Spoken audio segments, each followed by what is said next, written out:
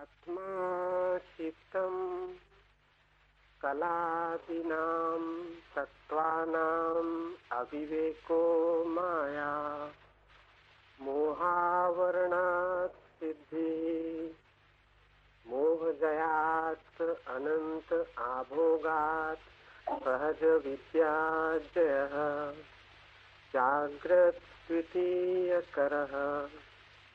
आत्मा चित्त है, कला आदि तत्वों का अविवेक की माया है। मोह आवरण से युक्त योगी को सिद्धियां तो फलित हो जाती हैं, लेकिन आत्मज्ञान नहीं होता है। स्थायी रूप से मोह जय होने पर सहज विद्या फलित होती है। ऐसे जागृत योगी को सारा जगत मेरी ही किरणों का स्फुरण है, ऐसा बोध होता है।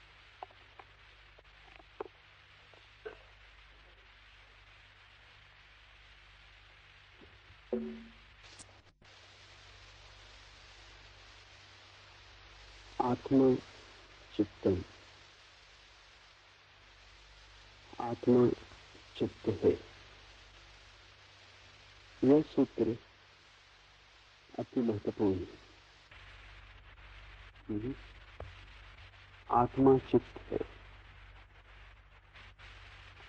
यह सूत्र महत्वपूर्ण है। सागर में लहर दिखाई पड़ती है,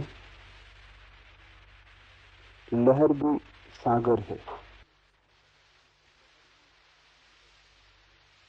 लहर कितनी ही विक्षुब्ध हो, लहर कितनी ही सतह पर हो, उसके भीतर भी अनंत सागर। क्षुद्र भी विराट को अपने में लिए, कण में भी परमात्मा छिपा है। तुम कितने ही पागल हो गए हो, तुम्हारा मन कितना ही उद्विग्न हो, कितने ही रोग, कितने ही व्याधियों ने तुम्हें घेरा हो, फिर भी तुम परमात्मा हो। इससे कोई भेद नहीं पड़ता कि तुम सोए हो, बेहोश हो। बेहोशी में भी परमात्मा ही तुम्हारे भीतर बेहोश है, सोए हुए भी परमात्मा ही तुम्हारे भीतर सो रहा है। इससे कोई अंतर नहीं पड़ता कि तुमने बहुत पाप किए, बहुत पापों का विचार किया है। वे विचार भी परमात्मा ही तुम्हारे भीतर कर रहा है। वे पाप भी परमात्मा के माध्यम से ही हुए। आत्मा चित्तम का अर्थ है कि तुम्हारा चित्त तुम्हारी आत्मा की ही एक परिणति है। ये बहुत महत्वपूर्ण है, समझ लें। अन्यथा तुम चित्त से लड़ना शुरू कर दोगे और जो भी चित्त से लड़ेगा वो हार जाएगा। विजय का मार्ग है चित्त को स्वीकार कर लेना कि वो भी परमात्मा का है। संघर्ष नहीं, व्यर्थ की, द्वंद्व की, द्वैत की स्थिति नहीं। लहर भी सागर है। इस प्रतीति के साथ ही मन की विकृतियां क्षीण होनी शुरू हो जाती। जिस दिन भी तुम समझ पाओगे कि क्षुद्र में विराट छिपा है, क्षुद्र की क्षुद्रता खोनी शुरू हो जाएगी। उसकी सीमा तुम्हारी मानी हुई है। छोटे से कण की भी कोई सीमा नहीं, वो भी असीम का ही भाग। सीमा तुम्हारी आंखों के कारण दिखाई पड़ती। जैसे ही तुम देख पाओगे कि सीमा में भी असीम छिपा है, सीमा खो जाएगी। ये जीवन की गहनतम प्रतीति है कि जिस दिन भी व्यक्ति अपने चित्त में भी परमात्मा को देखने लगता है, अपनी बुराई में भी उसी को देखता है, अपने भटकन में भी उसके ही चरण चिन्हों को पाता है, उसी दिन से भटकन बंद हो जाती। भटकन का अर्थ है कि तुमने अपने को परमात्मा से अलग माना है। उस अलगपन में ही तुम्हारा सारा पाप है, तुम्हारी सारी विकृति। तुमने अपने को भिन्न माना है, वही तुम्हारा अहंकार है। और ये बड़े आश्चर्य की बात है कि अहंकार के संबंध में पापी और पुण्यात्मा में रत्ती भर भी भेद नहीं होता। पापी भी अहंकार से भरा होता है उतने ही जितना जिसे हम पुण्यात्मा कहते हैं वो अहंकार से भरा होता है। उनके कृत्य होंगे अलग, लेकिन उनकी प्रतीति एक ही। दोनों ही अपने को भिन्न मान रहे हैं। एक अपने को बुरा मान रहा है, एक अपने को भला मान रहा है, लेकिन दोनों अपने को भिन्न मान रहे हैं। और जब तक तुम भिन्न मानोगे तब तक तुम भिन्न बने रहोगे। भिन्न तुम हो नहीं, तुम्हारी मान्यता ने ही तुम्हें संकीर्ण किया है, तुम्हारी धारणा ने ही तुम्हें बांधा है। तुम अपने ही ख्याल में, अपने ही ख्याल के कारागृह में कैद हो। अन्यथा चारों तरफ खुला आकाश और कहीं कोई दीवार नहीं। किसी ने तुम्हें रोका नहीं, किसी ने कोई बाधा खड़ी नहीं की। तुम्हारी अस्मिता कैसे गल जाए। आत्मा चित्तम, इसका अर्थ है कि तुम नहीं हो, तुम परमात्मा हो। तुम बड़े विराट से जुड़े हो, तुम छोटी लहर नहीं पूरे सागर हो। इस विराट की प्रतीति से तुम्हारा अहंकार खो जाएगा, और जहां अहंकार नहीं वहां पाप का कोई उपाय नहीं। एक ही पाप है कि मैं पृथक हूं, और ये पृथकता का भाव जिसे हम साधु कहते हैं उसमें भी बना रहता है। मैंने सुना है एक हठयोगी मरा, स्वर्ग पहुंचा,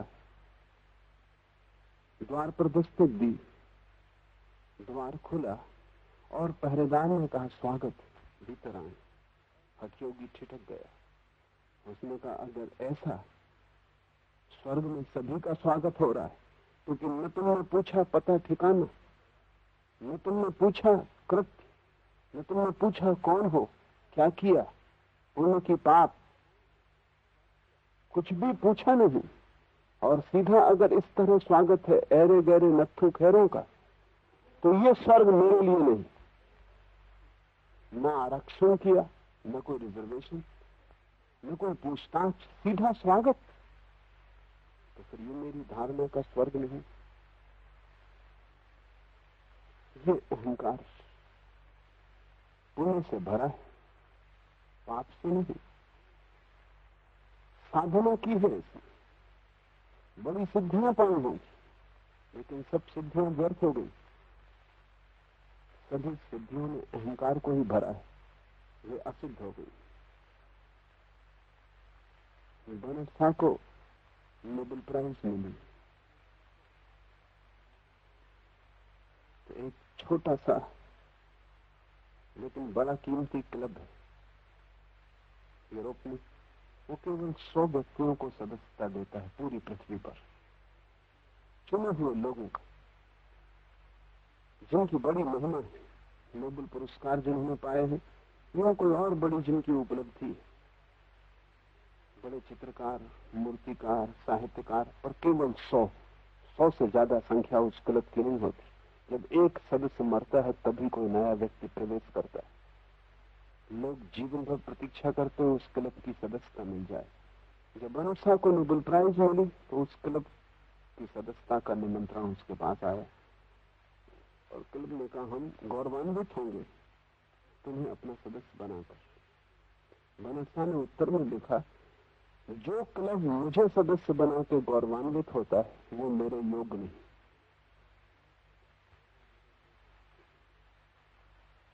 वो मुझसे कुछ नीचा है।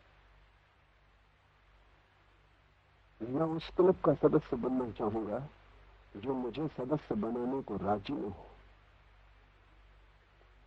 अहंकार हमेशा दुर्गम को खोजता है, कठिन को खोजता है, और जीवन बिल्कुल सरल है, इसलिए अहंकार जीवन से वंचित रह जाता है। और परमात्मा से सरल कुछ भी नहीं, इसलिए अहंकार उस द्वार पर जाता ही नहीं। वो द्वार खुला ही हुआ है, वहां स्वागत है ही, बिना पूछे कि तुम कौन हो। अगर परमात्मा के द्वार पर भी पूछा जाता हो कि तुम कौन हो, तब होगा स्वागत, तो वो द्वार सांसारिक हो गए। तुम उस द्वार पर ही खड़े हो। अगर तुमने पीठ की है तो अपने ही कारण। द्वार ने तुम्हें तिरस्कार नहीं किया है। तुम अगर आंख बंद किए हो और द्वार तुम्हें नहीं दिखता तो अपने ही कारण।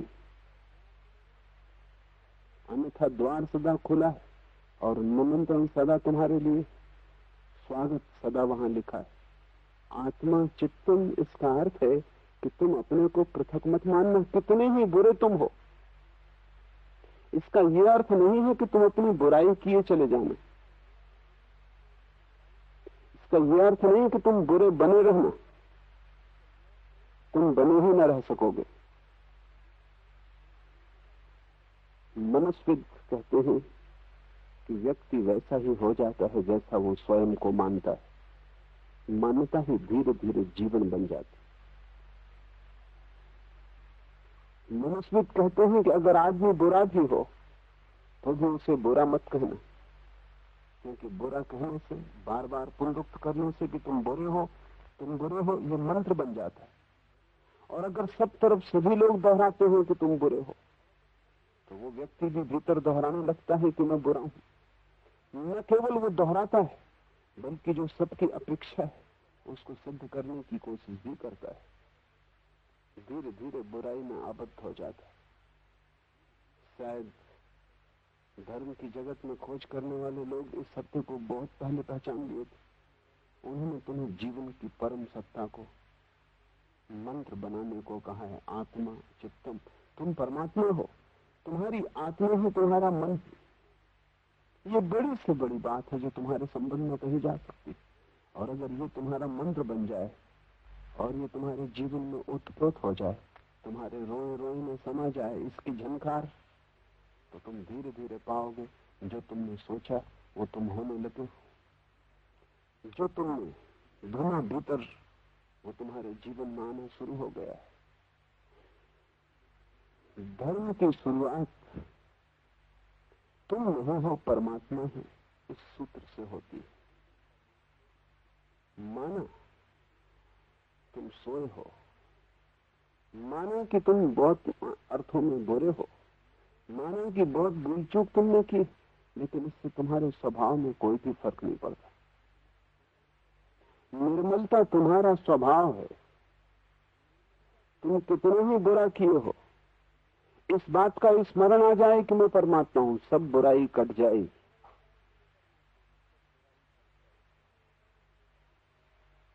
तुम्हें एक एक बुराई को अलग अलग काटना हो तो तुम वो भी कर सकते हो, तब जन्मों जन्मों तक बुराई ना कटेगी, क्योंकि अनंत है बुराई। और एक एक बुराई को जो काटने चलेगा वो कभी भी काट ना पाएगा, क्योंकि जब तुम एक बुराई काटते हो तब तुम 10 बुराइयां पैदा भी कर रहे हो। एक बुराई काटते हो, 99 बुराई तो तुम्हारे भीतर मौजूद है। वो तुम्हारी एक भलाई को भी रंग देंगे, उसे भी बुरा कर देंगे। इसलिए तुम पुण्य भी करते हो तो वो भी पाप जैसा हो जाता है। तुम अमृत भी छूते हो तो जहर हो जाता है, क्योंकि से सब बुराइयां उस पर टूट पड़ती है।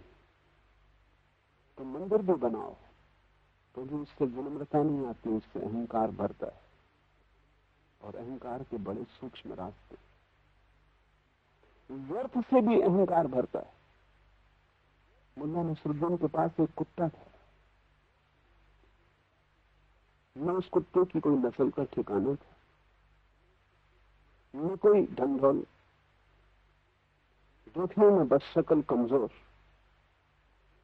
हर समय डरा हुआ, भयभीत, पैर झुके हुए, शरीर दुर्बल। लेकिन नसरुद्दीन उसकी भी तारीफ आंका करता था। मैंने उससे पूछा, कुछ इस कुत्ते के संबंध में बताओगी? नसरुद्दीन ने कहा, नाम उसने रखा था उसका अडोल्फ हिटलर।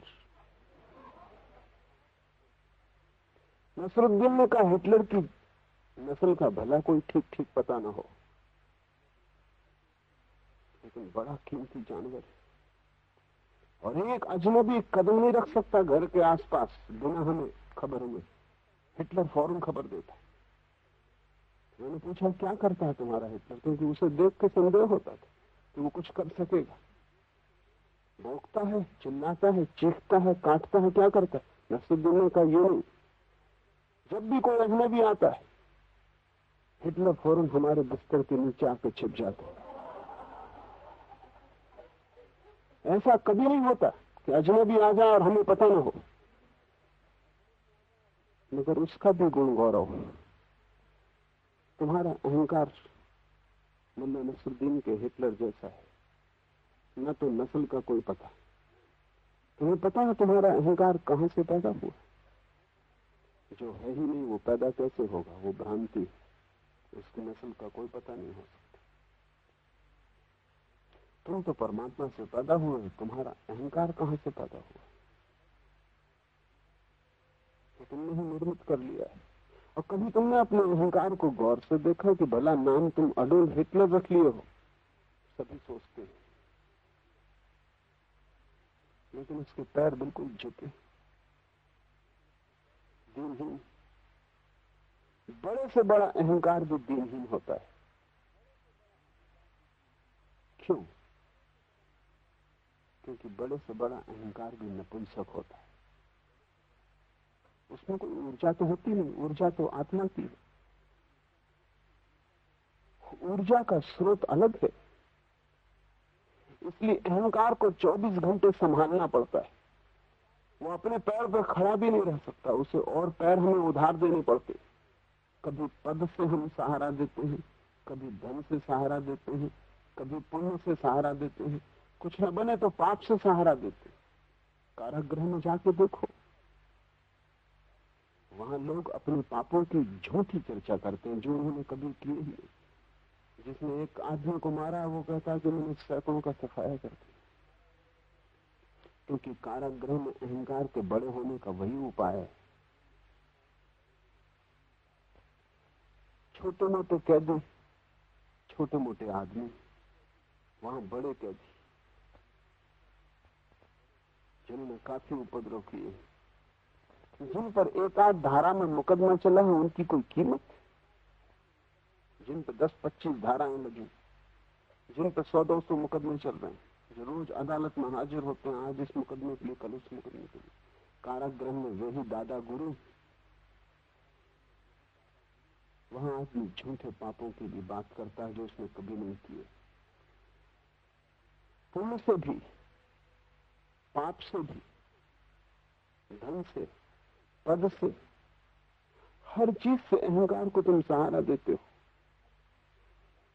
तब भी वो खड़ा नहीं रह पाता, मौत उसे गिरा देती। क्योंकि जो नहीं है, मौत उसी को मिटाएगी। जो है, उसके मिटने का कोई भी उपाय नहीं। तुम तो बचोगे, लेकिन ध्यान रखना, जब मैं कहता हूं तुम बचोगे, तो मैं उस तुम की बात कर रहा हूं जिसका तुम्हें कोई पता ही नहीं। जिसे तुम समझते हो तुम्हारा होना, वो तो नहीं बचेगा। वो तुम्हारा अहंकार मात्र है। तुम्हारा नाम, तुम्हारा रूप, तुम्हारा धन, तुम्हारी प्रतिष्ठा, तुम्हारी योग्यता, तुमने जो कमाया, वो कुछ भी ना बचेगा। उसको छोड़ के भी तुम अगर कुछ हो, अगर तुम्हें थोड़ी सी भी संधि रेखा उसकी मिलनी शुरू हो गई, जो तुम्हारी योग्यता से बाहर, जो तुमने कमाया नहीं, जिसे तुम लेकर ही पैदा हुए थे, जो पैदा होने के पहले भी तुम्हारे साथ था, वही केवल मृत्यु के बाद तुम्हारे साथ रहेगा। आत्मा चित्तम, वही आत्मा खोजने जैसी है। तुम्हारे चित्त में भी उसकी किरण है, अन्यथा चित्त भी न चल सकेगा। पाप भी करोगे तो कौन करेगा? करने के लिए ऊर्जा चाहिए, ऊर्जा उसी से मिलती। तुम उस ऊर्जा का दुरुपयोग कर रहे हो, लेकिन दुरुपयोग को तुम सदुपयोग में न बदल सकोगे, क्योंकि दुरुपयोग का मूल कारण और जड़ अहंकार में एक ही पाप है, और वो है स्वयं को अस्तित्व से पृथक समझना। फिर सभी पाप उसके पीछे छाया की तरह चले आते। एक ही पुण्य, अस्तित्व के साथ स्वयं को एक समझ लेना, लहर सागर के साथ एक हो जाए। सभी पुण्य उसके पीछे अपने आप चले आते। आत्मा चित्त है। कला आदि तत्वों का अविवेक ही माया है। फिर माया क्या है? फिर इस चित्त पर अंधकार क्यों है? अगर आत्मा ही चित्त है तो कला आदि तत्वों का अविवेक। तुम्हें पता नहीं कि कौन तुम्हारे भीतर करता है,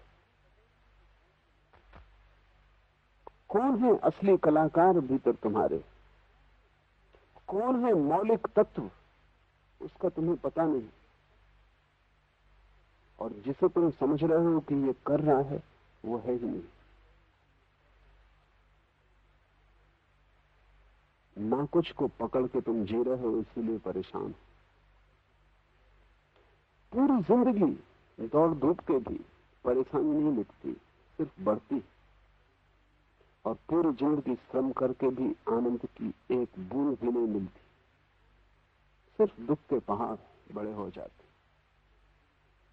फिर भी आदमी आखिरी दम तक व्यर्थ के पीछे दौड़ता रहता है। आखिर व्यर्थ में इतना रस क्यों है? समझने की कोशिश करें। व्यर्थ की एक खूबी है। एक आदमी ने एक नया बंगला खरीदा,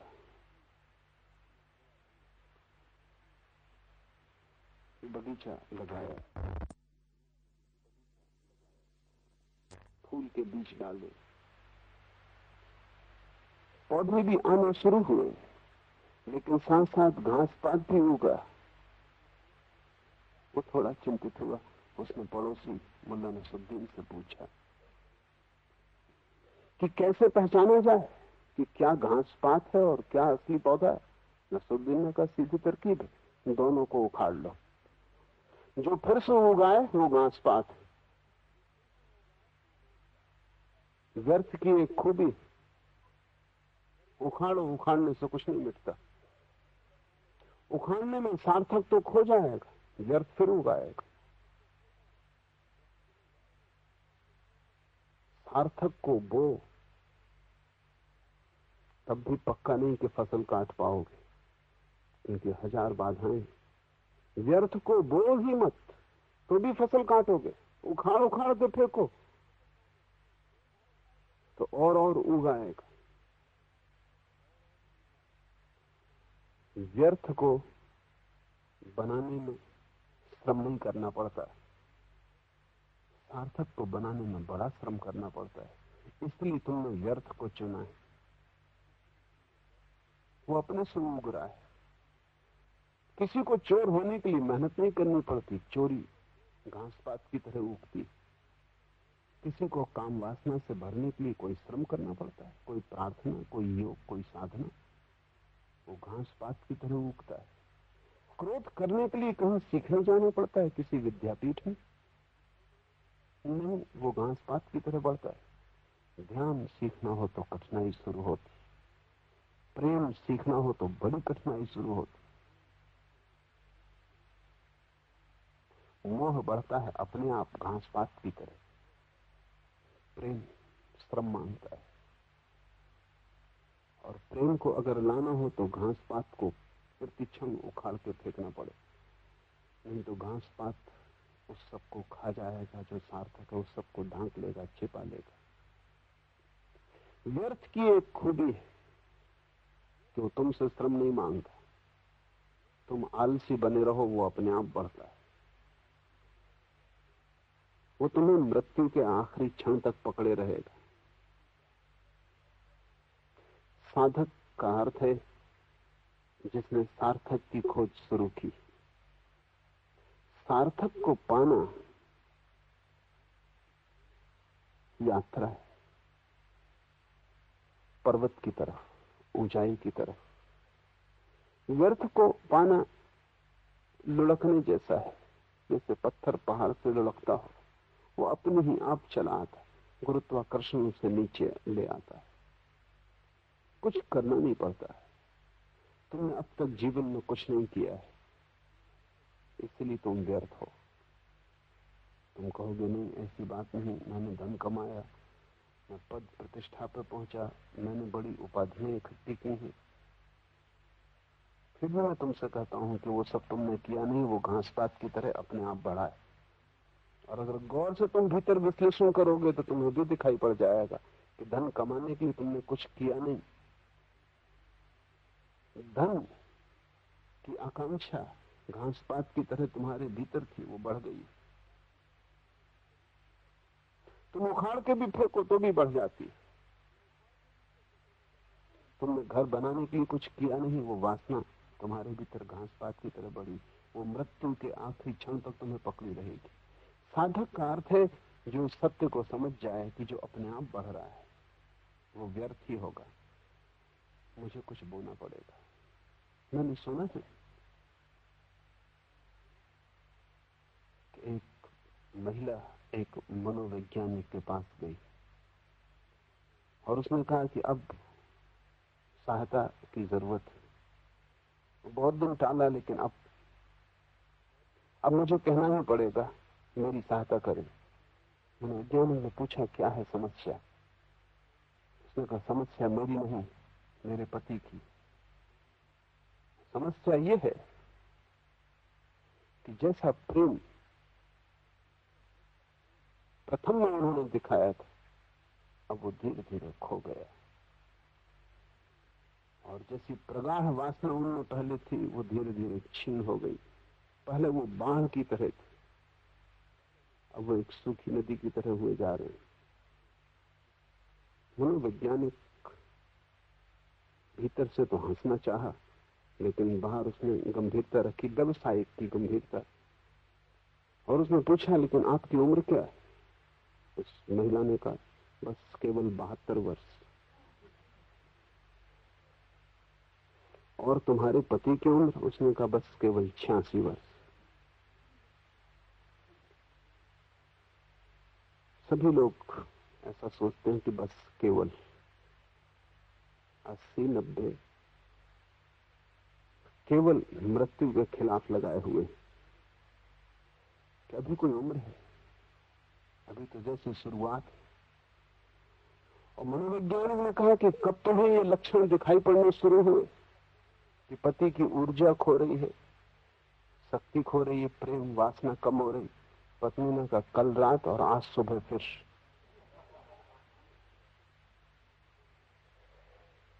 अंतिम मरते क्षण तक कचरा ही पकड़े रखता है, क्योंकि उसके लिए कुछ करने की जरूरत नहीं, वो अपने से उग रहा है।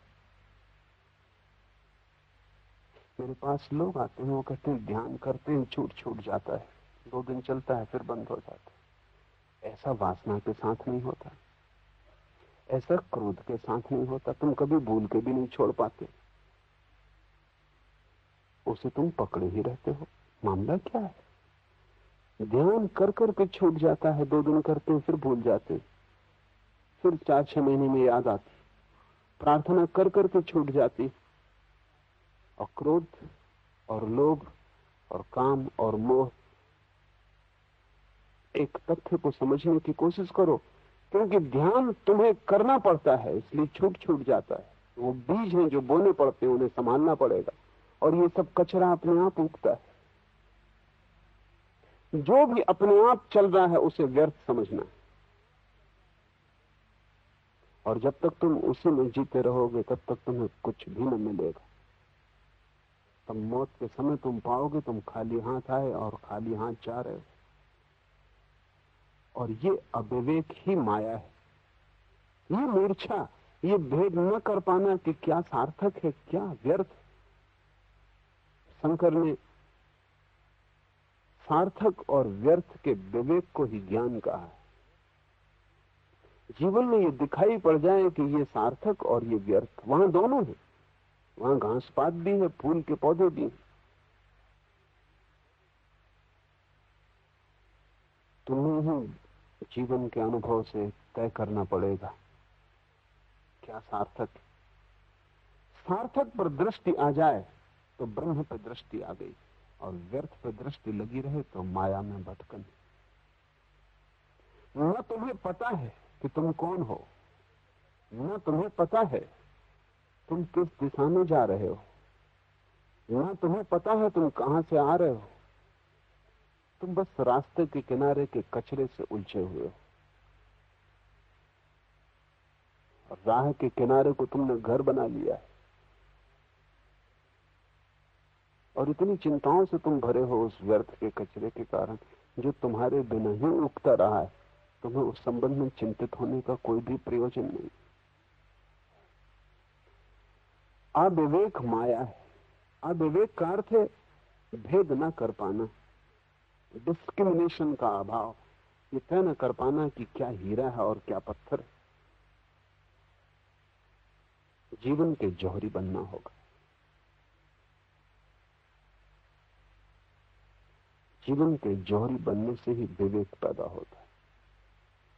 तुम्हारे पास जीवन है और तुम खोजो, और इसको मैं खोज की कसौटी कहता हूं कि जो अपने आप चल रहा है उसे तुम व्यर्थ जानना, और जो तुम्हारे चलने से भी नहीं चलता है उसे तुम सार्थक जानना, ये कसौटी है।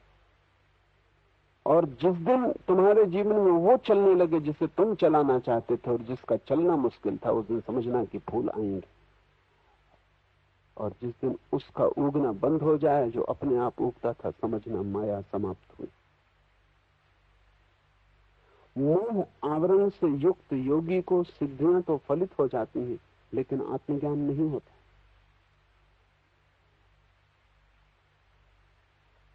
और ये व्यर्थ इतना महत्वपूर्ण हो गया है जीवन में कि जब तुम सार्थक को भी साधने जाते हो तब भी सार्थक नहीं सधता, व्यर्थ ही सधता है।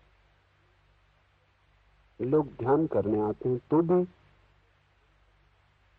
उनकी आकांक्षा को समझने की कोशिश करो तो बड़ी हैरानी होती है। ध्यान से भी वो व्यर्थ को ही मांगते। मेरे पास वो आते हैं, वो कहते हैं ध्यान करना चाहता हूं क्योंकि शारीरिक बीमारियां हैं। क्या आप आश्वासन देते हैं कि ध्यान करने से वो दूर हो जाएंगे? अच्छा होता वो चिकित्सक के पास गए होते। अच्छा होता कि उन्होंने आदमी खोजा होता जो शरीर की चिकित्सा करता। वो आत्मा के वैद्य के पास भी आते हैं तो भी शरीर के इलाज के लिए। वो ध्यान भी करने को तैयार हैं तो भी ध्यान उनके लिए औषधि से ज्यादा नहीं है, और वो औषधि भी शरीर के लिए। मेरे पास लोग आते हैं, वो कहते हैं कि बड़ी कठिनाई में जीवन जा रहा है, धन की असुविधा है, क्या ध्यान करने से सब ठीक हो जाएगा? ये मोह का आवरण इतना घना है कि तुम अगर अमृत को भी खोजते हो तो जहर के लिए। बड़ी हैरानी की बात। तुम चाहते तो अमृत हो लेकिन उससे आत्महत्या करना चाहते हो। अब अमृत से कोई आत्महत्या नहीं होती। अमृत पिया कि तुम अमर हो जाओगे, लेकिन तुम अमृत की तलाश में आते हो तो भी तुम्हारा लक्ष्य आत्महत्या का है। धन या देह, संसार का कोई ना कोई अंग, वही तुम धर्म से भी पूरा करना चाहते हो। सुनो लोगों की प्रार्थनाएं मंदिरों में जाकर वे क्या मांग रहे हैं, और तुम पाओगे कि वे मंदिर में भी संसार मांग रहे हैं। किसी के बेटे की शादी नहीं हुई है, किसी के बेटे को नौकरी नहीं मिली, किसी के घर में कलह है। मंदिर में भी तुम संसार को ही मांगने जाते हो। तुम्हारा मंदिर सुपरमार्केट होगा, बड़ी दुकान होगा जहां वो चीजें भी बिकती, जहां सभी कुछ बिकता है, लेकिन तुम्हें अभी मंदिर की कोई पहचान नहीं। इसलिए तुम्हारे मंदिरों में जो पुजारी बैठे हैं वे दुकानदार हैं, क्योंकि वहां जो लोग आते हैं वे संसार के ही ग्राहक। असली मंदिर से तो तुम बचोगे। मेरे एक मित्र दांत के डॉक्टर, उनके घर में मेहमान थे। बैठा था उनके बैठक खाने में। दिन सुबह एक छोटा सा बच्चा डरा डरा भीतर प्रविष्ट हुआ। चारों तरफ उसने चौंक के देखा, फिर मुझसे पूछा कि क्या मैं पूछ सकता हूँ? बड़े फुसफुसाते कि डॉक्टर साहब भीतर हैं या नहीं? मैंने कहा वो अभी बाहर गए। प्रसन्न हो गया वो बच्चा। उसने कहा मेरी माँ ने भेजा था दांत दिखाने। क्या मैं आपसे पूछ सकता हूं कि वो फिर कब बाहर जाएंगे? बस ऐसी तुम्हारी हालत है। अगर मंदिर तुम्हें मिल जाए तो तुम बचोगे। दांत का दर्द तुम सह सकते हो, लेकिन दांत का डॉक्टर तुम्हें जो दर्द देगा वो तुम सहने को तैयार नहीं। तुम छोटे बच्चों की भांति हो।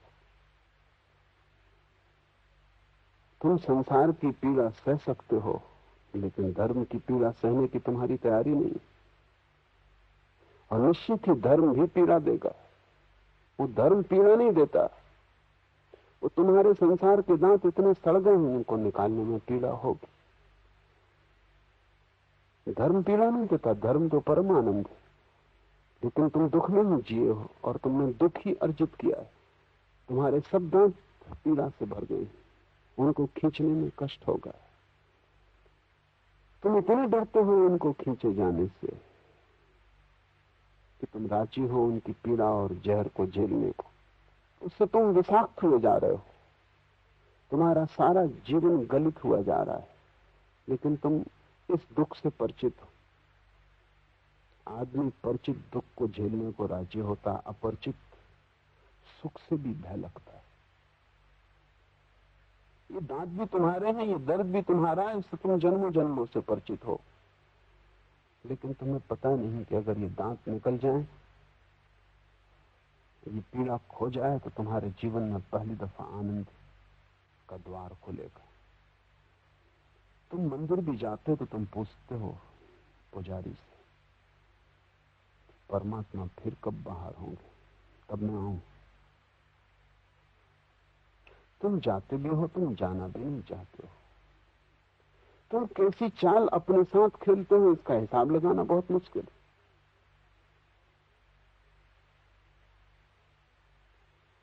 निरंतर तुम्हें देख के, तुम्हारी समस्याओं को देख के मैं इस नतीजे पे पहुंचा हूं कि तुम्हारी एक ही मात्र समस्या है कि तुम ठीक से यही नहीं समझ पा रहे हो कि तुम क्या करना चाहते हो। ध्यान करना चाहते हो, ये भी पक्का नहीं। फिर ध्यान नहीं होता तो तुम परेशान होते हो। लेकिन जो करने का तुम्हारा पक्का ही नहीं है, वो तुम पूरे पूरे भाव से करोगे नहीं, आधे आधे भाव से करोगे। और आधे आधे भाव से जीवन में कुछ भी नहीं होता। व्यर्थ तो बिना भाव के भी चलता है, उसमें तुम्हें कुछ भी लगाने की जरूरत नहीं, उसकी अपनी ही गति है। लेकिन सार्थक में जीवन को डालना पड़ता है, दांव पर लगाना होता है। ये सूत्र कहता है, मोह आवरण से युक्त योगी को सिद्धियां तो फलित हो जाती है, लेकिन आत्मज्ञान नहीं होता। मोह का आवरण इतना घना है कि अगर तुम धर्म की तरफ भी जाते हो तो तुम चमत्कार खोजते हो। वहां भी अगर बुद्ध खड़े हो तुम न पहचान सकोगे, तुम सत्य साईं बाबा को पहचानोगे। अगर बुद्ध और सत्य साईं बाबा दोनों खड़े हो तो तुम सत्य साईं बाबा के पास जाओगे, बुद्ध के पास नहीं। क्योंकि बुद्ध ऐसी मूर्ता न करेंगे कि तुम्हें ताबीज दें, हाथ से राख गिराएं। बुद्ध कोई मदारी नहीं है, लेकिन तुम मदारियों की तलाश में हो। तुम चमत्कार से प्रभावित होते हो क्योंकि तुम्हारी गहरी आकांक्षा है, वासना परमात्मा की नहीं, तुम्हारी गहरी वासना संसार की। जहां तुम चमत्कार देखते हो वहां लगता है कि यहां कोई गुरु है, यहां आशा बंधती है कि वासना पूरी होगी। जो गुरु हाथ से ताबीज निकाल सकता है, वो चाहे तो कोहनूर भी निकाल सकता है। बस गुरु के चरणों में सेवा में लग जाने की जरूरत है। आज नहीं कल कोहनूर भी निकलेगा। क्या फर्क पड़ता है, गुरु को ताबीज निकाला, कोहनूर भी निकल सकता है। कोहनूर की तुम्हारी आकांक्षा है। कोहनूर के लिए छोटे छोटे लोग ही नहीं, बड़े से बड़े लोग भी चोर होने को तैयार है।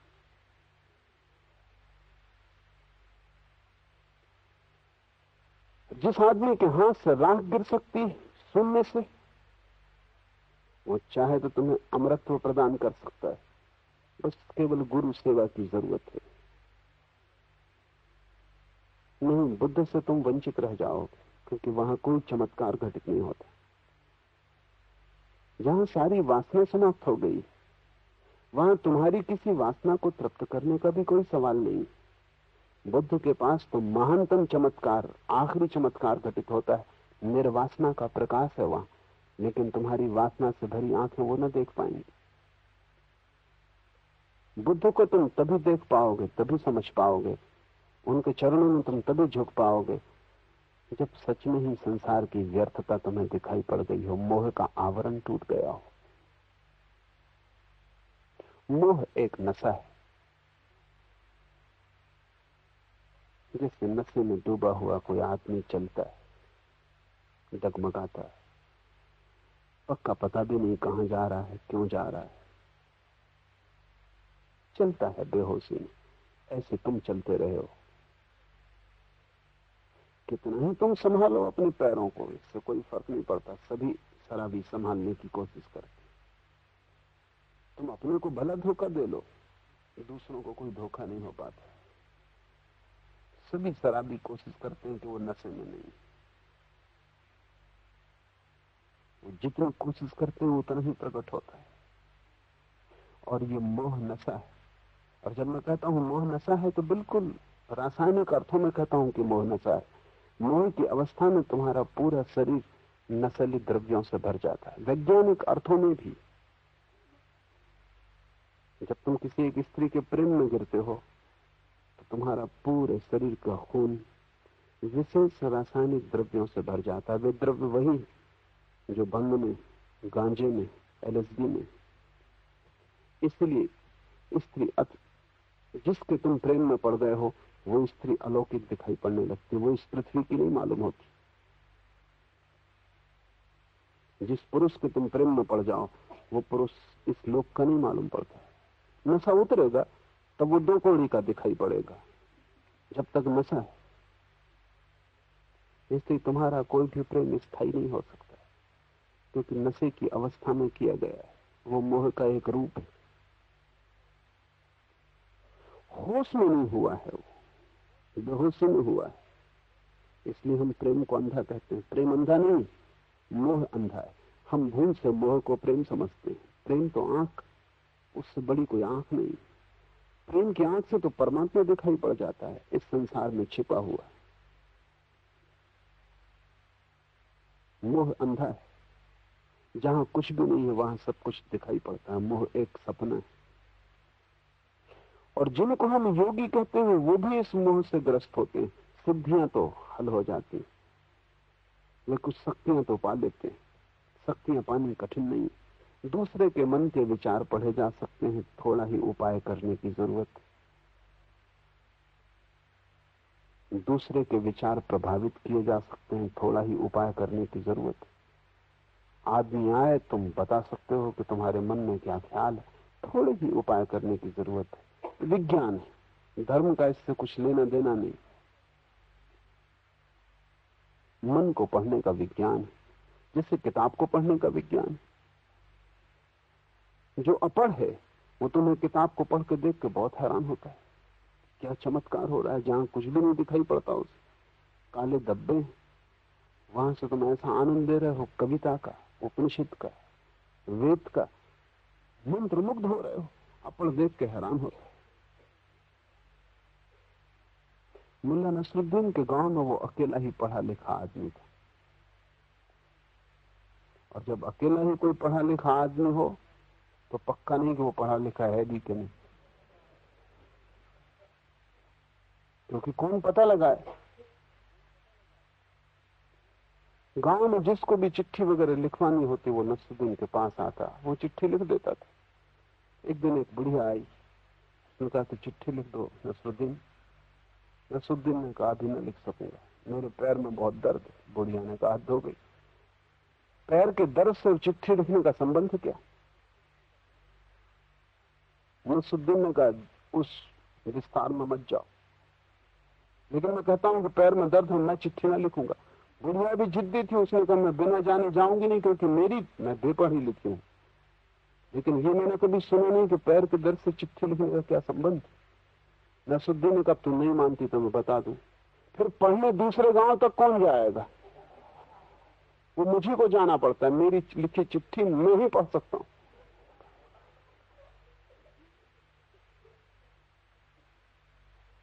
अभी मेरे पैर में दर्द है, मैं लिखने वाला नहीं। गैर पढ़ा लिखा आदमी किताब में खोए आदमी को देख के चमत्कृत होता है, लेकिन पढ़ना सीखा जा सकता है, उसकी कला है।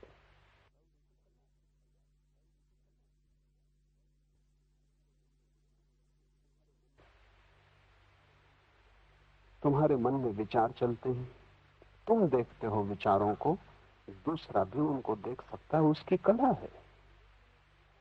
लेकिन उस विचारों को देखने की कला का धर्म से कोई भी संबंध नहीं। न किताब को पढ़ने की कला से धर्म का कोई संबंध, न दूसरे के मन को पढ़ने की कला से धर्म का कोई संबंध।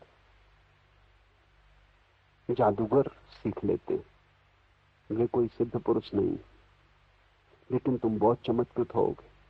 तुम गए किसी साधु के पास और उसने कहा कि आओ, तुम्हारा नाम लिया, तुम्हारे गांव का पता बताया और कहा कि तुम्हारे घर के बगल में एक नीम का झाड़। तुम दीवाने हो गए। लेकिन साधु को नीम के झाड़ से क्या लेना, तुम्हारे गांव से क्या लेना, तुम्हारे नाम से क्या मतलब? साधु तो वो है जिसे पता चल गया है कि किसी का कोई नाम नहीं, रूप नहीं, किसी का कोई गांव नहीं। ये गांव, नाम, रूप सब संसार के हिस्से। तुम संसारी हो। वो साधु भी तुम्हें प्रभावित कर रहा है क्योंकि वो तुमसे गहरे संसार में, उसने और भी कला सीख ली। तुम्हारे बिना बताए वो बोलता है। वो तुम्हें प्रभावित करना चाहता है। ध्यान रखो, जब तक तुम दूसरे को प्रभावित करना चाहते हो तब तक तुम अहंकार से ग्रस्त हो। आत्मा किसी को प्रभावित करना नहीं चाहती। दूसरे को प्रभावित करने में सार भी क्या है? क्या अर्थ? पानी पे बनाए हुई लकीरों जैसा है। क्या होगा? मुझे 10,000 लोग प्रभावित हों कि 10 करोड़ लोग प्रभावित हों, इससे होगा क्या? उनको प्रभावित करके मैं क्या पालूंगा?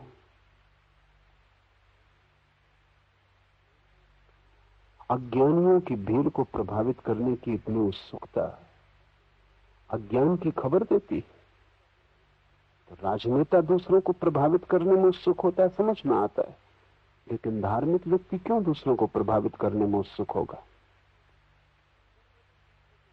और जब भी तुम दूसरे को प्रभावित करना चाहते हो तब तक एक बात याद रखना, तुम आत्मस्थ नहीं हो। दूसरे को प्रभावित करने का अर्थ है कि तुम अहंकार स्थित हो। अहंकार दूसरे के प्रभाव को भोजन की तरह उपलब्ध करता है, उसी पे जीता है। जितनी आंखें मुझे पहचान लें उतना मेरा अहंकार बड़ा होता है। अगर सारी दुनिया मुझे पहचान ले तो मेरा अहंकार सर्वोत्कृष्ट हो जाता है।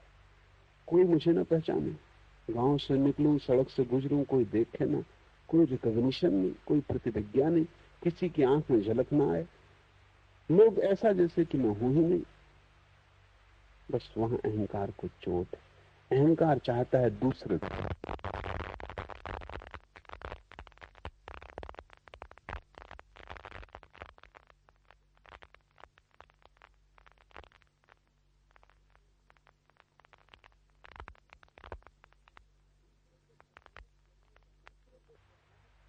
दूसरे को प्रभावित करने का अर्थ है कि तुम अहंकार स्थित हो।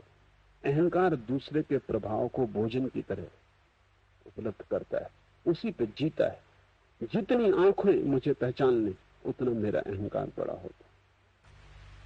अगर सारी दुनिया मुझे पहचान ले तो मेरा अहंकार सर्वोत्कृष्ट हो जाता है।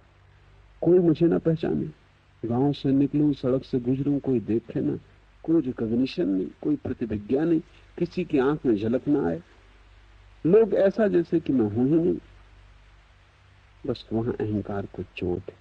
अहंकार चाहता है दूसरे ध्यान दें। ये बड़े मजे की बात है। अहंकार ध्यान नहीं करना चाहता, दूसरे उस पर ध्यान करें,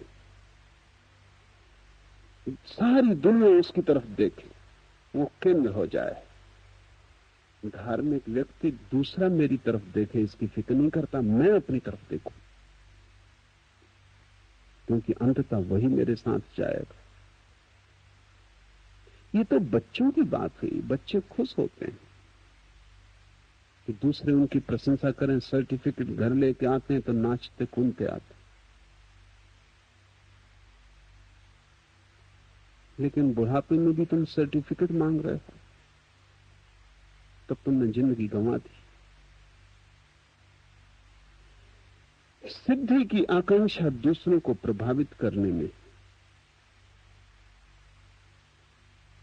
धार्मिक व्यक्ति की वो आकांक्षा नहीं, वही तो संसारिक का स्वभाव है। ये सूत्र कहता है, मोह आवरण से युक्त योगी को सिद्धियां तो फलित हो जाती, लेकिन आत्मज्ञान नहीं होता। वो कितना ही बड़ी सिद्धियों को पाले, उसके छूने से मुर्दा जिंदा हो जाए, उसके स्पर्श से बीमारियां खो जाएं, वो पानी को छू दे और औषधि हो जाए, लेकिन उससे आत्मज्ञान का कोई भी संबंध नहीं। सच तो स्थिति उल्टी है। जितना ही वो व्यक्ति सिद्धियों से भरता जाता है, उतना ही आत्मज्ञान से दूर होता जाता है। क्योंकि जैसे जैसे अहंकार भरता है, वैसे वैसे आत्मा खाली होती, और जैसे जैसे अहंकार खाली होता है, वैसे वैसे आत्मा भरती। तुम दोनों को साथ ही साथ न भर पाओगे। दूसरे को प्रभावित करने की आकांक्षा छोड़ दो, अन्यथा योग भी भ्रष्ट हो जाएगा। तब तुम योग भी साधोगे, वो भी राजनीति होगी, धर्म नहीं। और राजनीति एक जाल है। फिर इन के इन प्रकार आदमी दूसरे को प्रभावित करना चाहता है, फिर सीधे और गलत रास्ते से भी प्रभावित करना चाहता है। लेकिन प्रभावित तुम करना ही इसलिए चाहते हो, तुम दूसरे का शोषण करना चाहते हो। मैंने सुना है, चुनाव हो रहे थे और एक संध्या 3 आदमी हवालात में बंद किए गए। अंधेरा था, तीनों ने अंधेरे में एक दूसरे को परिचय दिया।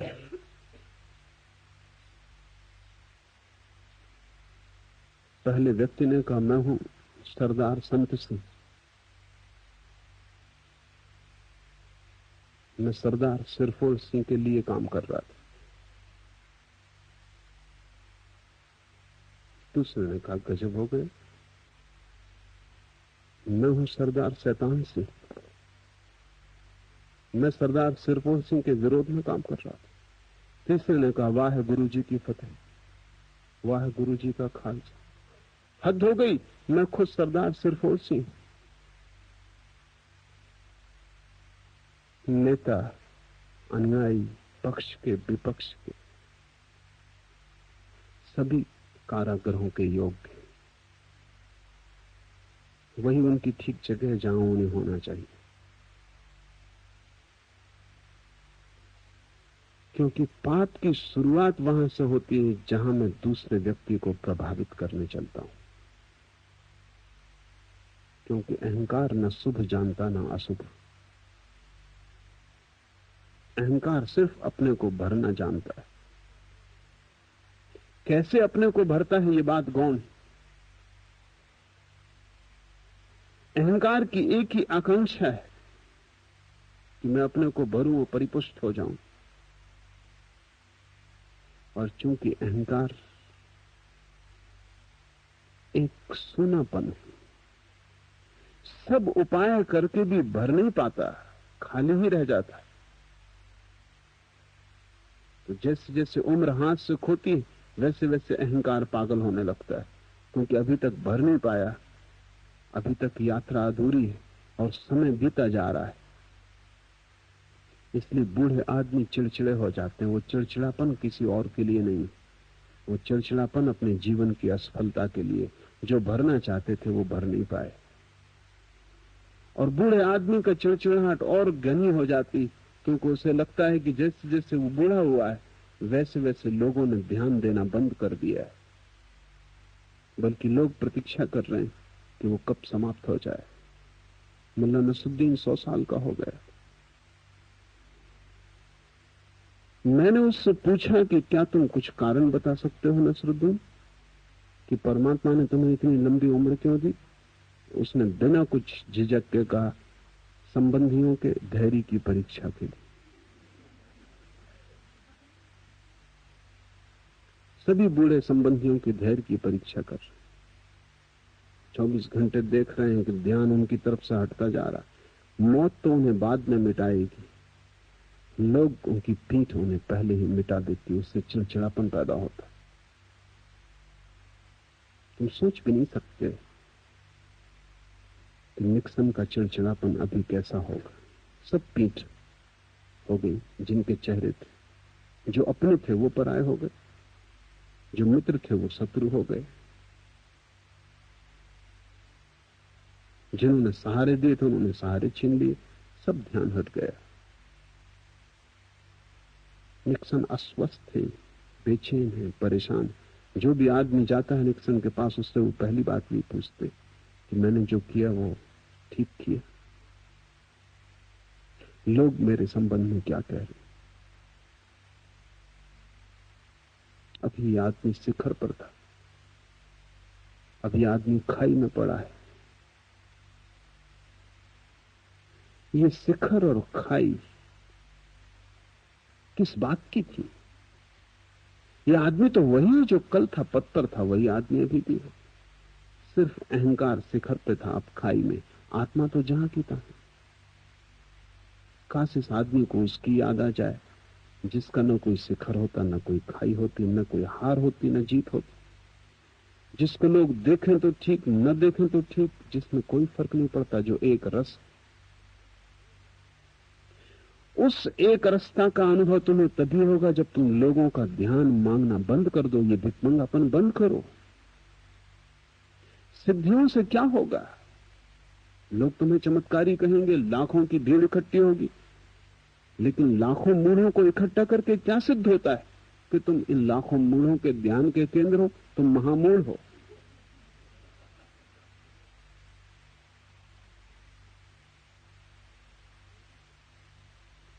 अज्ञानी से प्रशंसा पाके भी क्या मिलेगा? जिससे खुद ज्ञान नहीं मिल सका उसकी प्रशंसा मांग के तुम क्या करोगे? जो खुद भटक रहा है उसके तुम नेता हो जाओगे?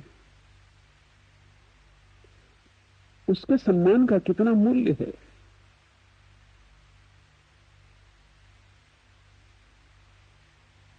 सुना है मैंने, सूफी फकीर हुआ फरीद, वो जब बोलता था तो कभी लोग ताली बजाते तो वो रोने लगता। एक दिन उसके शिष्यों ने पूछा, हद हो गई, लोग ताली बजाते तुम रोते किस लिए? तो फरीद ने कहा कि वो ताली बजाते तब मैं समझता हूं कि मुझसे कोई गलती हो गई होगी, अन्यथा वो ताली कभी ना बजाते। गलत लोग जब वो न ताली बजाते न उनकी समझ में आता, तभी मैं समझता हूं कि हम कुछ ठीक बात कह रहा हूं। आखिर गलत आदमी की ताली का मूल्य क्या है? तुम किसके सामने अपने को सिद्ध सिद्ध करना चाह रहे हो? अगर तुम इस संसार के सामने अपने को सिद्ध सिद्ध करना चाह रहे हो तो तुम ना समझो की प्रशंसा के लिए आतुर हो, तुम अभी ना समझो। और अगर तुम सोचते हो कि परमात्मा के सामने तुम अपने को सिद्ध करना चाह रहे हो कि मैं सिद्ध हूं, तो तुम और महान ना समझो, क्योंकि उसके सामने तो विनम्रता चाहिए, वहां तो अहंकार काम ना करेगा। वहां तो तुम मिट के जाओगे तो ही स्वीकार पाओगे। वहां तुम अकड़ लेके गए तो तुम्हारी अकड़ ही बाधा हो जाएगी। इसलिए तथाकथित सिद्ध परमात्मा तक नहीं पहुंच पाते, परम सिद्धियां उनकी हो जाती, लेकिन असली सिद्धि चूक जाती। वो असली सिद्धि है आत्मज्ञान। क्यों आत्मज्ञान चूक जाता है? क्योंकि सिद्धि भी दूसरे की तरफ देख रही है, अपनी तरफ नहीं। अगर कोई भी ना हो दुनिया में, तुम अकेले हो, तो तुम सिद्धियां चाहोगे? तुम चाहोगे कि पानी को छू औषधि हो जाए, मरीज को छू स्वस्थ हो जाए, मुर्दे को छू जिंदा हो जाए, कोई भी ना हो पृथ्वी पर, तुम अकेले हो, तो तुम ये सिद्धियां चाहोगे? तुम कहोगे क्या करेंगे, देखने वाले ही ना रहे। देखने वाले के लिए सिद्धियां हैं, दूसरे पर तुम्हारा ध्यान है, तब तक तुम्हारा अपने पर ध्यान नहीं आ सकता। और आत्मज्ञान तो उसे फलित होता है जो दूसरे की तरफ से आंखें अपनी तरफ मोड़ लेता है। स्थायी रूप से मोह जय होने पर सहज विद्या फलित होती है। स्थायी रूप से मोह जय होने पर सहज विद्या फलित होती है। मोह को जय करना है। मोह का क्या अर्थ है? मोह का अर्थ है दूसरे के बिना मैं न जी सकूंगा, दूसरा मेरा केंद्र है। तुमने बच्चों की कहानियां पढ़ी होंगी जिनमें कोई राजा होता है और जिसके प्राण किसी पक्षी में, तोते में, मैना में बंद होते। तुम उस राजा को मारो, न मार पाओगे, गोली आर पार निकल जाएगी, राजा जिंदा रहेगा। तीर छिप जाएगा हृदय में, राजा मरेगा नहीं। जहर पिला दो, कोई असर न होगा, राजा जीवित रहेगा। तुम्हें पता लगाना पड़ेगा उस तोते का, मैना का, जिसमें उसके प्राण बंद।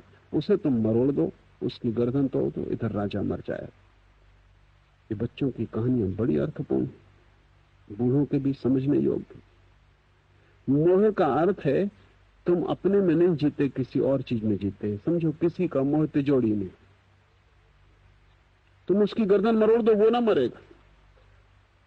तुम तिजोड़ी लूट लो, वो मर गए। उनके प्राण तिजोड़ी में थे, उनका बैंक बैलेंस खो जाए, वो मर गए। उन्हें तुम मारो, वो मरने वाले नहीं। जहर पिलाओ, वो जिंदा रहेंगे।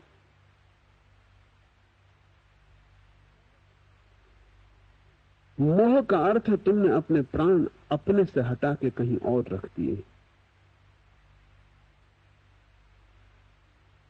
किसी ने अपने बेटे में रख दिए हैं, किसी ने अपनी पत्नी में रख दिए हैं, किसी ने धन में रख दिए हैं, किसी ने पद में रख दिए, लेकिन प्राण कहीं और रख दिए हैं। जहां होना चाहिए प्राण वहां नहीं। तुम्हारे भीतर प्राण नहीं धड़क रहा है, कहीं और धड़क रहा है। तब तुम मुसीबत में रहोगे। यही मोह संसार है, क्योंकि जहां जहां तुमने प्राण रख दिए उनके तुम गुलाम हो जाओगे। जिस राजा के प्राण तोते में बंद है, वो तोते का गुलाम होगा, क्योंकि तोते के ऊपर सब कुछ निर्भर है। तोता मर जाए तो हमारे प्राण गए, तो तोते को संभालेगा।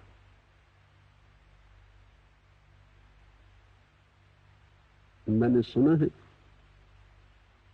एक सम्राट एक बार एक ज्योतिषी पर बहुत नाराज हो गया, क्योंकि ज्योतिषी ने उसके प्रधानमंत्री की भविष्यवाणी की और कहा कि ये कल मर जाएगा।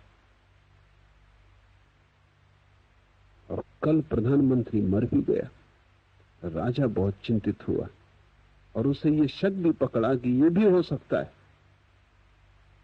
कि ये प्रधानमंत्री इसके कहने के कारण मर गया। इस पे भाव इतना गहरा हो गया, इसकी बात का प्रभाव इतना हो गया कि मर गया। और अभी झंझट का आदमी ये अगर मुझसे भी कह दे कि कल तुम मर जाओगे तो बचना बहुत मुश्किल, क्योंकि खुद ही इस पे प्रभाव पड़ेगा मुझ पर। उसने ज्योतिषी को कारागृह में डाल दिया। ज्योतिषी ने पूछा कि क्यों? सम्राट ने कहा कि तुम खतरनाक हो। मुझे लगता है कि ये भविष्यवाणी के कारण नहीं मरा, मरने वाला था इसलिए नहीं मरा। तुमने कहा, ये बात उसके मन में बैठ गई, वो सम्मोहित हो गया और मर गया। तुम खतरनाक हो।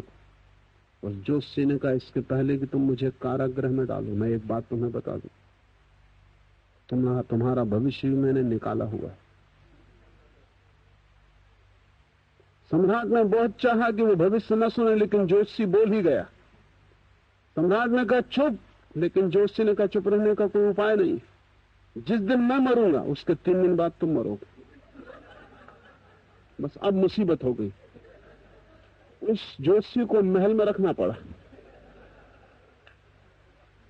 उसकी बड़ी सेवा, चिंता, उसके राजा हाथ पैर दबाता, क्योंकि वो जिस दिन मरा 3 दिन बाद जहां तुम अपने प्राण रख दोगे उसकी तुम सेवा में लग जाओगे। लोगों को देखो तिजोरी के पास कैसे जाते, बिल्कुल हाथ जोड़े जैसे मंदिर के पास जाते, तिजोरी पर लाभ शुभ, श्री गणेशाय नमः। तिजोरी भगवान, उसकी वो पूजा करते। दिवाली के दिन पागलों को देखो, सब अपने अपने तिजोरी की पूजा कर। वहां उनके प्राण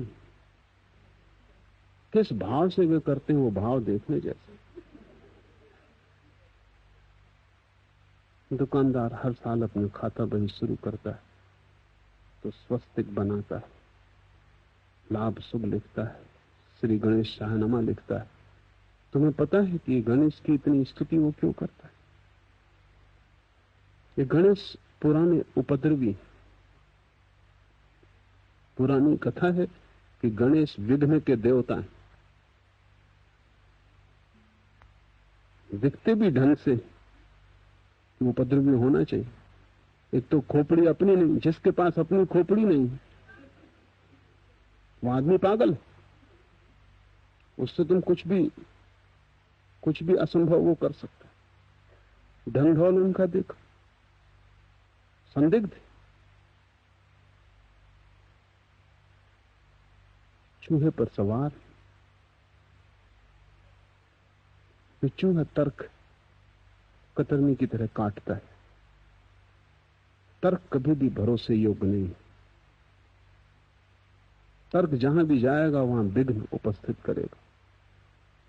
जिसके जीवन में तर्क घुस जाएगा उसके जीवन में उपद्रव आ जाएंगे, अराजकता आ जाएगी, सब शांति खो जाएगी।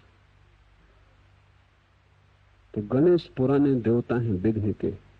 जहां भी कहीं कुछ शुभ हो रहा हो वो मौजूद हो जाते थे। तो लोग उनसे डरने लगे। डरने के कारण पहले उनको हाथ जोड़ लेते हैं कि आप कृपा करके, आप कृपा रखना, बाकी हम सब संभाल लेंगे। और धीरे धीरे हालत ऐसी हो गई कि जो देवता विघ्न का था लोग उसको मंगल का देवता मानने लगे। पर वो भूल गए कहानी, वो उनका हाथ जोड़ना ठीक ही कि यहां मत आना, इस तरफ कृपा दृष्टि रखना।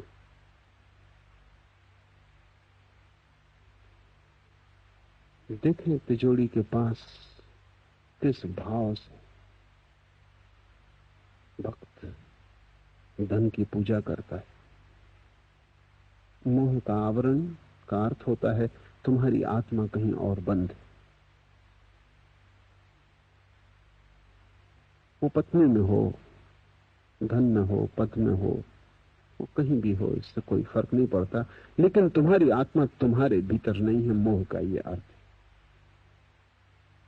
और शाश्वत स्थायी रूप से मोह जय का अर्थ है तुमने सारी परतंत्रता छोड़ दी, अब तुम किसी और पर निर्भर होकर नहीं जीते, तुम्हारा जीवन अपने में निर्भर है। तुम स्व केंद्रित हुए, तुमने अपने अस्तित्व को ही अपना केंद्र बना लिया।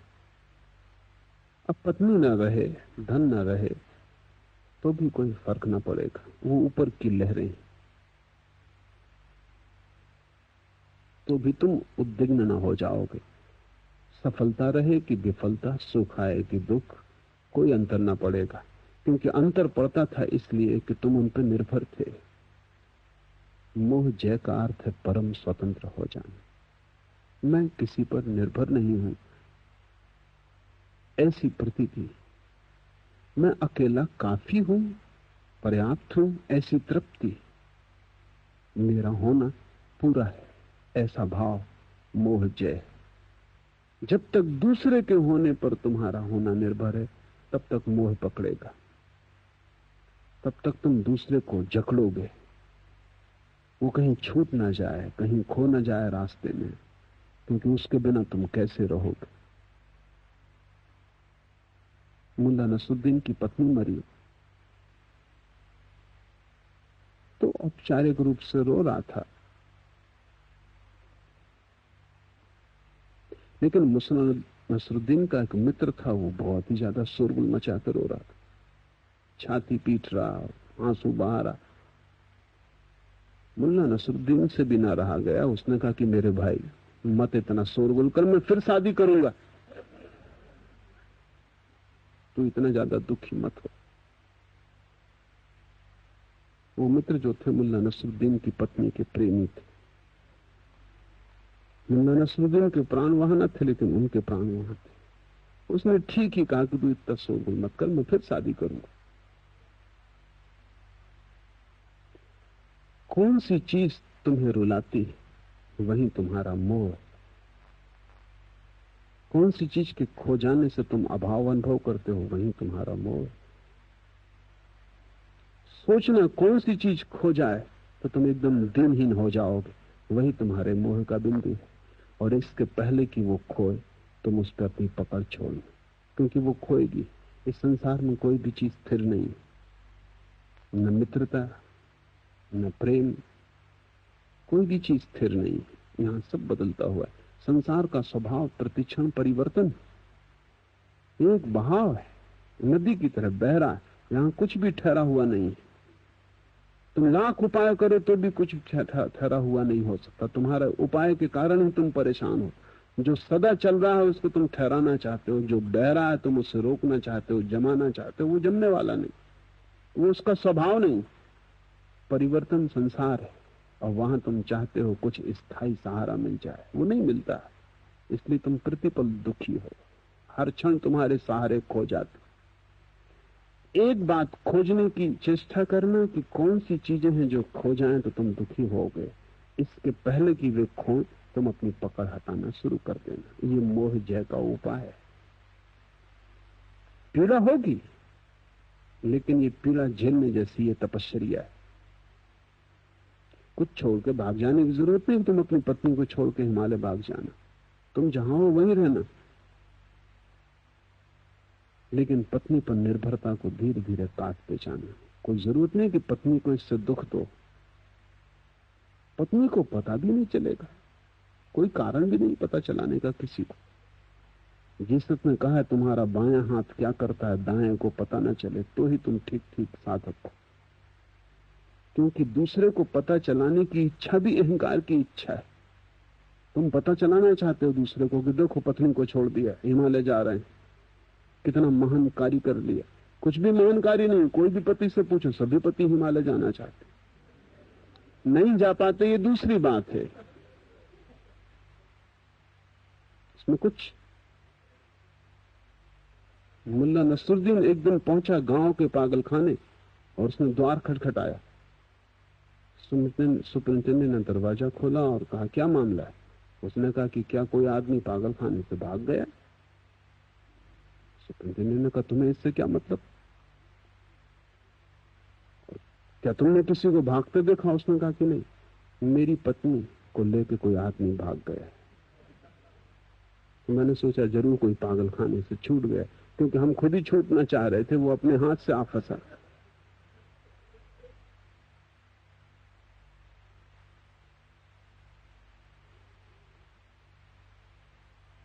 पतियों से पूछो,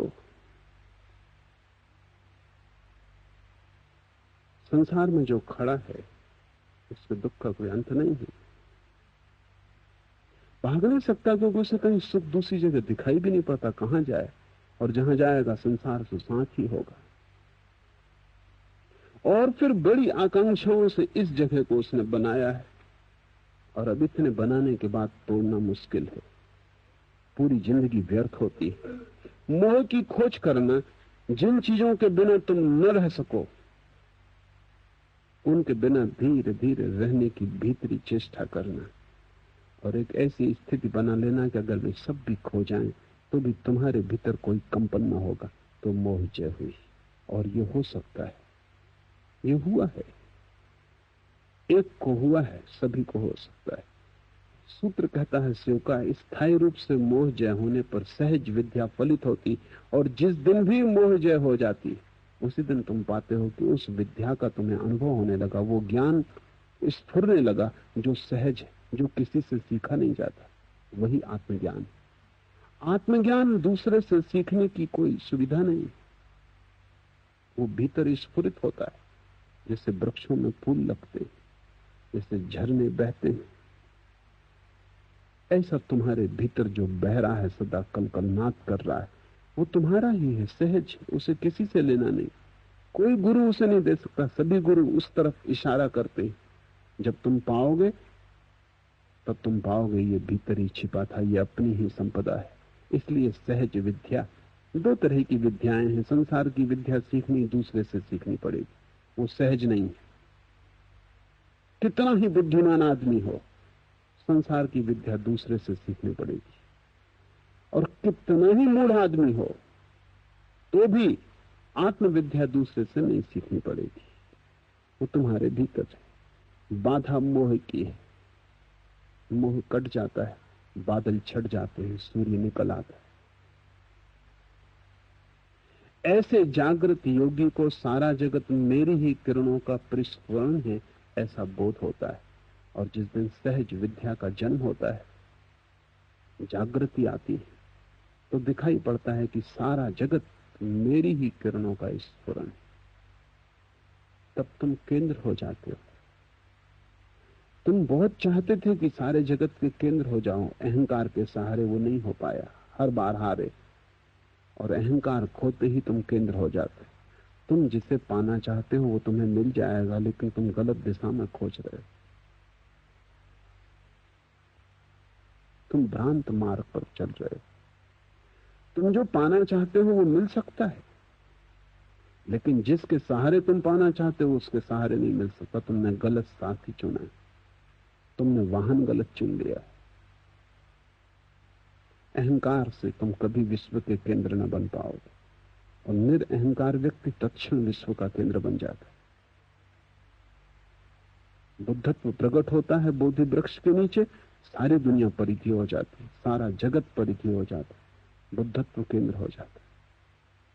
सारा जगत फिर मेरा ही फैलाव, फिर सभी किरणें मेरी, सारा जीवन मेरा है। लेकिन ये मेरा तभी फलित होता है जब मैं नहीं बचता। यही जटिलता है। जब तक मैं है तब तक तुम कितने ही बड़ा कर लो मेरे के फैलाव को, कितना ही बड़ा साम्राज्य बना लो, तुम धोखा दे रहे हो। काफी जल चुके हो, अनेक जन्मों में भटक चुके हो, फिर भी सजग नहीं। मैंने सुना, मुल्ला नसरुद्दीन एक दिन हवाई जहाज में सवार हुआ। अपनी कुर्सी पे बैठते उसने परिचारिका को बुलाया और कहा कि सुनो, तेल, पानी, हवा, पेट्रोल सब ठीक ठाक है ना? उस परिचारिका ने कहा कि तुम अपनी जगह शांति से बैठो, ये तुम्हारा काम नहीं, ये हमारी चिंता है। नसरुद्दीन ने कहा फिर बीच में उतर के धक्का देने के लिए मत कहना। मुझे किसी ने बताया तो मैंने नसरुद्दीन को पूछा कि ऐसी बात घटी? उसने कहा घटी। दूध का जला छाछ भी फूंक फूंक के पीता है, बस का चला हवाई जहाज में भी चिंता रखता है, तो बीच में उतर के धक्का न देना पड़े। तुम बहुत बार जल चुके हो,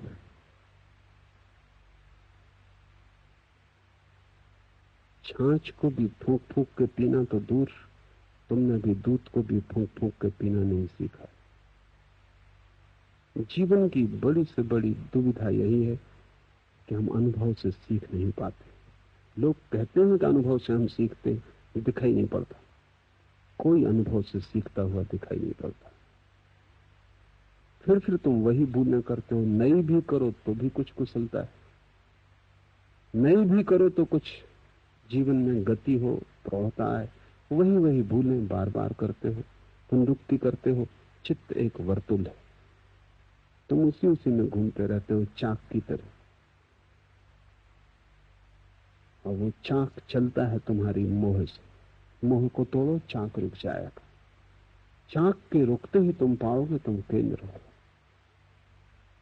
तुम्हें केंद्र बनने की जरूरत नहीं है, तुम हो। तुम्हें परमात्मा बनने की आवश्यकता नहीं है, तुम हो ही। इसलिए वो विद्या सहज। ऐसे जागृत योगी को सारा जगत मेरी ही किरणों का स्फुरन है, ऐसा बोध होता है। और इस बोध का परम आनंद, इस बोध में परम अमृत, इस बोध के आते ही तुम्हारे जीवन से सारा अंधकार खो जाता, सारा दुख, सारी चिंता। तुम एक हर्षोन्माद से भर जाते, एक मस्ती, एक गीत का जन्म होता है तुम्हारे जीवन में। तुम्हारी श्वास श्वास पुलकित हो जाती, सुगंधित हो जाती किसी अज्ञात के स्रोत से।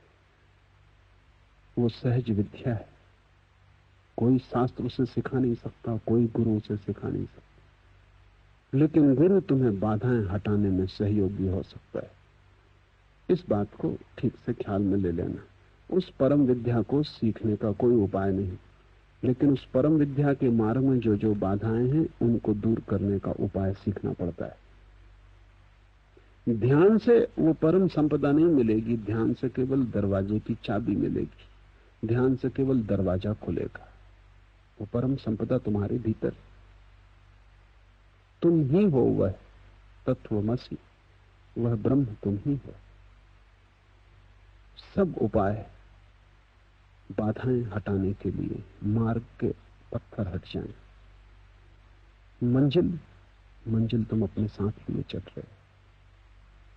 सहज है ब्रह्म, कठिनाई है तुम्हारे मोह के कारण। कठिनाई ये नहीं है कि ब्रह्म को मिलने में देर है, कठिनाई ये कि संसार को तुमने इतने जोर से पकड़ा है कि जितनी देर तुम छोड़ने में लगा दोगे उतनी ही देर उसके मिलने में हो जाएगी। इस क्षण छोड़ सकते हो, इसी क्षण उपलब्धि है। रुकना चाहो, जन्म जन्मों से तुम रुके हो, और भी जन्म जन्म रुक सकते हो। वैसे काफी हो गया, जरूरत से ज्यादा रुक लिए। अब और रुकना जरा भी अर्थपूर्ण नहीं। समय पक गया है और संसार के वृक्ष से तुम्हें गिर जाना चाहिए। और डरो मत कि वृक्ष से गिरेंगे तो खो जाएंगे। खो जाओगे, लेकिन तुम्हारा जो व्यर्थ है वही खोएगा। जो सार्थक है वो अनंत गुना होकर उपलब्ध हो जाता है। आज इतना ही।